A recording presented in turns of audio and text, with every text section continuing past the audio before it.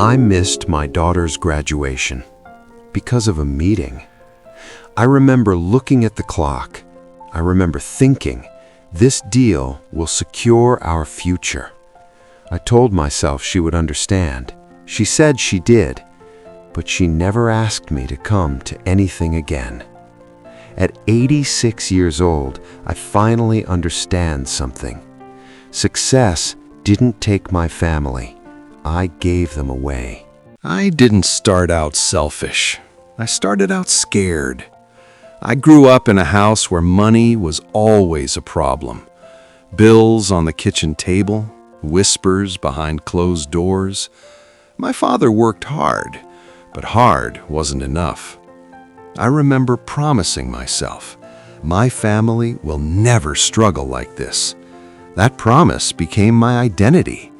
I wasn't chasing wealth. I was chasing safety, or at least that's what I told myself. When my children were born, I held them and made silent vows. I would give them everything. The best schools, the safest home, the life I never had. So I worked longer hours. I said yes to every opportunity. I volunteered for extra projects. I became dependable, reliable, valuable. Every promotion felt like proof that I was winning. But every promotion cost something, and I never calculated the price. The first real cost didn't look serious. It looked small, harmless, forgettable. It was a school play. She had 2 lines, just 2. She practiced them all week. She asked me every night if I would be there. I said yes, I meant it. But that morning, my boss called. There was a client flying in, important meeting. Just this once, I thought. I told my wife to record it. That evening, I watched a blurry video on my phone. I heard her voice from the stage, clear, excited, searching the crowd. I told myself it wasn't a big deal.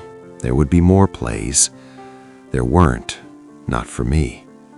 After that, it became easier. Easier to miss birthdays, easier to miss dinners, easier to say, I'm doing this for you. My son stopped asking if I would come to his games. He would just say, it's fine, Dad. Those 2 words, it's fine. They sound forgiving, but they're not. They're resignation. And I didn't see it because my world was growing. My salary was growing. My reputation was growing. But my presence at home was shrinking. My wife tried to warn me, not loudly, not dramatically. She would say things like, they miss you, or you're not here even when you're here. I used to get defensive. I would say, I'm doing this for all of us. She would go quiet after that, and I mistook silence for agreement. It wasn't agreement. It was exhaustion. You can only compete with someone's ambition for so long before you stop trying. The biggest promotion came when I was 52.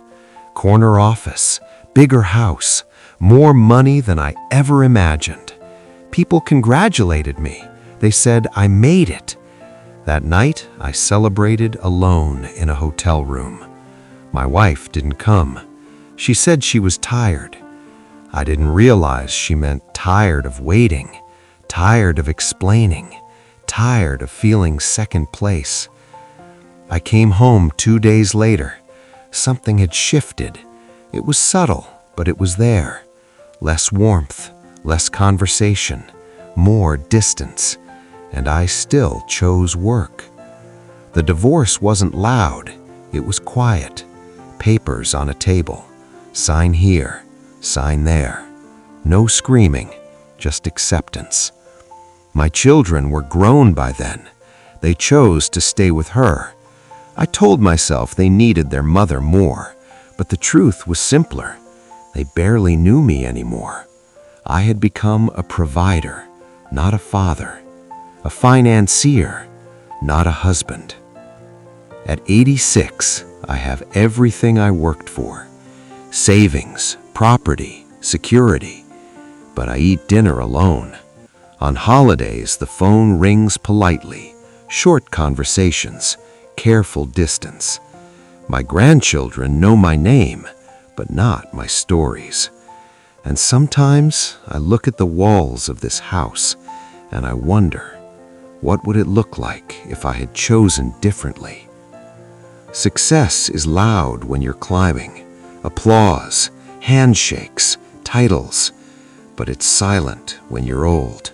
It doesn't sit beside your hospital bed. It doesn't hold your hand. It doesn't forgive you. I used to think I was building a future. I was trading one, and I didn't even negotiate. If you were chasing something right now, ask yourself this: who are you slowly walking away from? Because the tragedy isn't that I failed. The tragedy is that I succeeded and lost what mattered most. I thought I had time. I thought love would wait. It doesn't.